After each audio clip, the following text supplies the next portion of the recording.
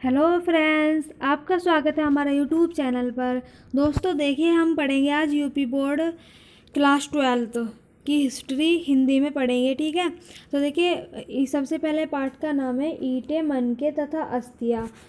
देखिए आपको ये पूरे मन से पढ़ाई करनी है। ठीक है, देखिए यूपी बोर्ड का अगर सिलेबस कम होगा ना तो हम उस पार्ट को नहीं पढ़ाने के। ठीक है, तो आपको ये जो पार्ट है ये पूरे मन से पढ़ना है, क्योंकि ये पार्ट पहला है और इम्पोर्टेंट भी है। ये आपके कंपटीशन में पूछा जाता है। ठीक है, तो देखिए जो इसमें बताया गया है सब सिंधु घाटी सभ्यता के बारे में बताया गया है और हड़प्पा सभ्यता, मतलब कि दोनों एक ही है, हड़प्पा सभ्यता और सिंधु घाटी सभ्यता। तो आप वीडियो के अंत तक बने रहिए।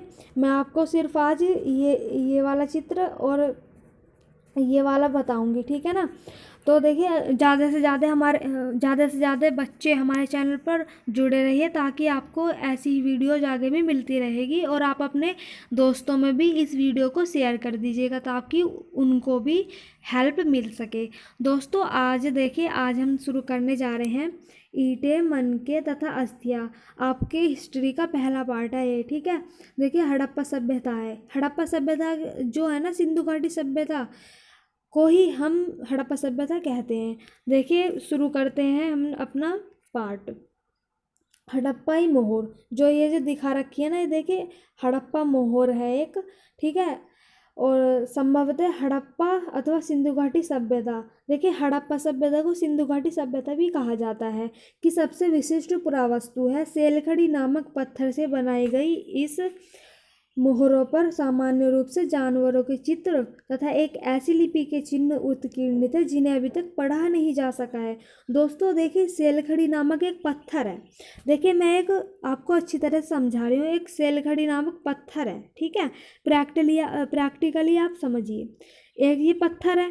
देखिए आपको ये चित्र थोड़े से समझ में थोड़ी आ रहे होंगे। तो ये जो चित्र है ना, ये हमारी देवनागरी जैसे हिंदी है, ऐसी ही हड़प्पा सभ्यता में जो लोग रहते थे उनकी होगी। तो ये जो है ना पुरावस्तु, ये अभी तक पढ़े नहीं जा सके हैं दोस्तों। ठीक है, तो इन्हें पढ़ने के लिए बहुत से प्रयत्न किए गए थे। बहुत मतलब कि विदेशों से भी लोगों को बुलाया गया था। ठीक है, इतिहासकारों को बुलाया गया था, लेकिन उनको ये समझ में भी नहीं आए। तो ये अभी सेलखड़ी जो नामक पत्थर है, इस पे जो चित्र उत्कीर्णित है, इन्हें अभी पढ़ा नहीं जा सका है। सिर्फ इस लाइन में ये बताया गया है यहाँ तक। ठीक है, फिर भी हमें इस क्षेत्र में उस समय बसे लोगों के जीवन में उनके द्वारा पीछे छोड़ी गई पुरावस्तुओं, जैसे उनके आवास, मृद भांडों, आभूषणों, औजारों तथा मोहर, दूसरे शब्दों में पुरातात्विक साक्ष्यों के माध्यम से बहुत जानकारी मिलती है। देखिए इसके माध्यम से हमें नहीं पता है कि सिंधु घाटी सभ्यता में क्या विकसित था, क्या था, लेकिन वहाँ पर जो आवास थे, घर बने हुए थे, मृद भांड थे। ठीक है ना, मृद भांड थे, आभूषण थे, औजार थे, तो इनके द्वारा ही हमें मिला है। ठीक है, साक्ष्य कि वहाँ पर क्या क्या था। दोस्तों देखिए, अब हम देखेंगे कि हड़प्पा सभ्यता के विषय में क्या और कैसे जानते हैं। हम यह अन्वेषण करेंगे कि पुरातात्विक साक्ष्यों की व्याख्या कैसे की जाती है। पुरातात्विक साक्ष्य वे होते हैं जो इतिहासकारों के द्वारा, मतलब कि जैसे एक स्थल है, मान लीजिए ये एक स्थल है। ठीक है, ये एक स्थल है और यहाँ पर हमें ये जानना है कि यहाँ पर कौन सी सभ्यता थी। तो हम एक आम इंसान तो यहाँ पर नहीं पहुँच सकता, तो जो इतिहासकार होगा तो उसे ही हम पुरातात्विक, जो उस मतलब कि जो वो इतिहासकार होगा और जो उस इतिहासकारों को जो भी कुछ उस स्थान पर मिलेगा, तो वही पुरातात्विक साक्ष्य कहलाते हैं। ठीक है, और इन व्याख्याओं में कैसे कभी बदलाव आ जाता है। निश्चित रूप से सभ्यता के कई पहलू हैं आज हमारी जानकारी से परे हैं और हो सकता है हमेशा ही रहे, मतलब कि इसके बारे में हमें पता ही ना चले। दोस्तों अगर आप हमारे चैनल पर नए हो तो हमारे चैनल को सब्सक्राइब भी कर लेना। आपका पूरा कोर्स में इस चैनल पर सिविक्स का, मतलब कि पॉलिटिकल साइंस और हिस्ट्री का मैं पूरा करवाऊंगी। ठीक है, आप अपने दोस्तों को भी हमारे चैनल पर जोड़ दीजिएगा और सब्सक्राइब भी ज़रूर कर लीजिएगा। देखिए दूसरा जो चित्र दिया गया है, देखिए ये क्या है। ये आपको आश्चर्य होगा, ये क्या है, क्या दे रखा है ये। तो दोस्तों हमें यहाँ पर पढ़ के जानकारी मिलेगी इसके बारे में, ये क्या है। देखिए पारिभाषिक शब्द है स्थान के बारे में और काल के बारे में, हम इसमें स्थान के बारे में और काल के बारे में जानेंगे, ठीक है। देखिए सिंधु घाटी सभ्यता को हड़प्पा संस्कृति भी कहा जाता है, तो ये आपने पहले भी पढ़ लिया। पुरातात्विकविद संस्कृति शब्द का प्रयोग, देखिए इस शब्द के बारे में बताया गया है आगे, ठीक है। पुरावस्तुओं के ऐसे समूह के लिए करते हैं जो एक विशिष्ट शैली के होते हैं और सामान्यतः एक साथ विशेष भौगोलिक क्षेत्र तथा कालखंड से संबंध पाए जाते हैं, ठीक है।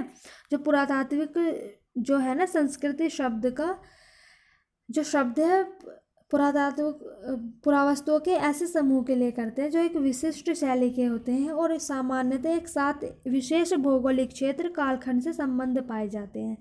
तो देखिए आगे हड़प्पा सभ्यता के संदर्भ में इन विशिष्ट पुरावस्तुओं में मोहरे, देखिए ये मोहरे हैं, ठीक है ना, मन के बाट, पत्थर के फलक और पकी हुई ईंटें सम्मिलित है। ये वस्तुएं अफगानिस्तान से मिली है, जम्मू से मिली है, बलूचिस्तान से मिली है, ठीक है, पाकिस्तान से मिली है, गुजरात जैसे क्षेत्रों से मिली है। दोस्तों ये जो चित्र आप देख रहे हो ना, ये देखिए अफगानिस्तान से मिली है, जम्मू से मिली है, बलूचिस्तान से मिली है और ऐसे बहुत सारे क्षेत्रों से मिली है, ठीक है, जो एक दूसरे से लंबी दूरी पर स्थित हैं। देखिए मानचित्र एक है, आगे है वो मैं आपको बता दूंगी। देखिए इस सभ्यता का नामकरण हड़प्पा नामक स्थान जहाँ ये संस्कृति पहली बार खोजी गई थी, पृष्ठ 6 पर इसका चित्र अंकित है, ठीक है, के नाम पर किया गया है। इसका काल का निर्धारण, देखिए दोस्तों ये आपको काल याद रखना है कि हड़प्पा सभ्यता का निर्धारण कैसे किया गया है और ये कब से कब तक है। तो देखिए 2600 से 1900 ईसा पूर्व के बीच किया गया है।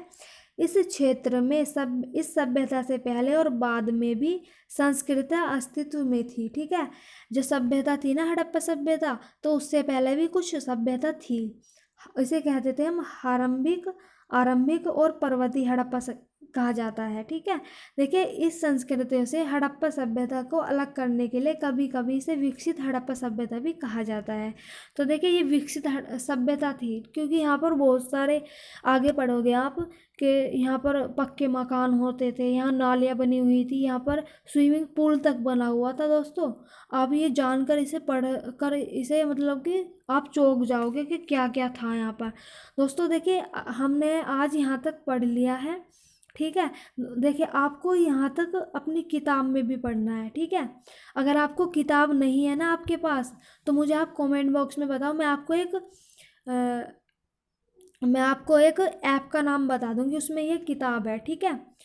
तो दोस्तों अगर आप हमारे चैनल पर नए हो तो हमारे चैनल को सब्सक्राइब भी कर लेना और अपने दोस्तों के साथ शेयर भी कर देना और लाइक भी कर देना। और अगर आपको और वीडियो चाहिए इससे संबंधित अगला पार्ट, तो हमें कमेंट बॉक्स में ज़रूर बताना, आपको ऐसी वीडियोज़ मिलती रहेगी आगे भी। दोस्तों बिल्कुल आपको मतलब कि कंफ्यूज नहीं होना है, कुछ नहीं होना है, ठीक है। आपको अपनी तैयारी करते रहना है। अगर आपका 30% सिलेबस कम होगा यूपी बोर्ड वालों का, तो मैं आपको वह पार्ट नहीं पढ़ाऊँगी, ठीक है ना, वही पार्ट पढ़ाऊँगी जो आपके सिलेबस में निर्धारित है। दोस्तों धन्यवाद।